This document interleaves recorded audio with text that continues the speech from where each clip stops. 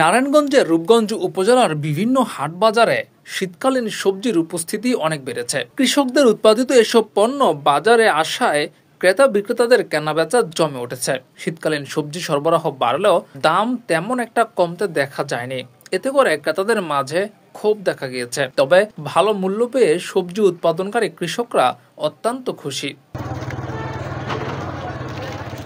স্থানীয় কৃষকদের উৎপাদিত সবজির পাশাপাশি দেশের বিভিন্ন জেলা উপজেলা থেকে আমদানিকৃত সবজি হাট বাজারে সরবরাহ করা হচ্ছে। শীতকালীন সবজির মধ্যে রয়েছে বাঁধাকপি, ফুলকপি, বিভিন্ন রকমের শাক, মটরশুঁটি, লাউ, মূলা, টমেটো, আলু, সিম, শসা, কাঁচামরিচ সহ আরও অন্যান্য সবজি। তবে শীতকালীন সবজি সরবরাহ বাড়লেও দাম কিন্তু আকাশ ছোঁয়া। টমেটো বিক্রি হচ্ছে 120 টাকা, নতুন আলু বিক্রি হচ্ছে 200 টাকা কেজি, বাঁধাকপি বিক্রি হচ্ছে 50 থেকে 60 টাকা, ফুলকপি 50 থেকে 60 টাকা, পালং শাক 100 থেকে 120 টাকা, লাল শাক 40 থেকে 50 টাকা, কাঁচামরিচ 200 টাকা, লাউ 80 থেকে 100 টাকা দরে বিক্রি হচ্ছে।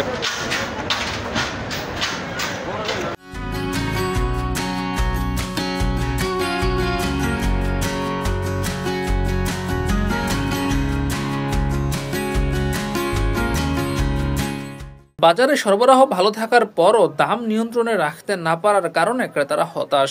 ব্যবসায়ীরা যে যার ইচ্ছামতো দাম নিচ্ছে বলে অভিযোগ করেছেন তারা।